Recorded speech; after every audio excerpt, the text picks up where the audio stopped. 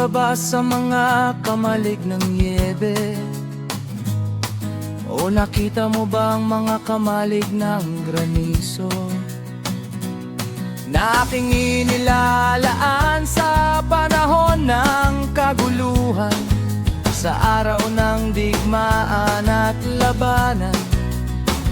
Saan ang daan patungo sa dako na pinagbabahagian ng liwanag at ng hangin silanganan na sumagsabog sa ibabaw ng lupa? Sinong naghawi ng daluyan para sa lipos ng ulan at nandangkahan para sa kidlat ng kulog, upang magpaulan sa lupaing walang tao, sa ilang na walang tao, upang bungkalin ang wasak at ligaw na pok at patubuin ang sariwang damo. May ama ba ang ulan? Sino ang nagsilang ng mga patak ng hamog? Sa bahay bata nino lumabas ang yelo at ang hangaw na malamig na mula sa langit. Sino ang nagsilang nito? Ang tubig ay nagiging matigas na gaya ng bato, at ang ibabaw ng kalaliman ay nagiging matigas. Matatali mo ba ang mga tali ng Pleiade? O makakalag kabag ang mga tali ng Orion? Mailalabas mo ba ang Mazarot sa kanyang kapanahunan?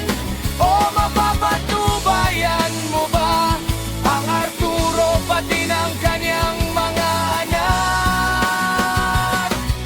Nalalaman mo ba ang mga alituntunin ng langit?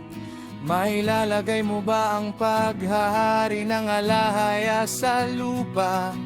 Mailalakas mo ba ang iyong tinig hanggang sa mga ulap upang matakpan ka ng dami ng tubig?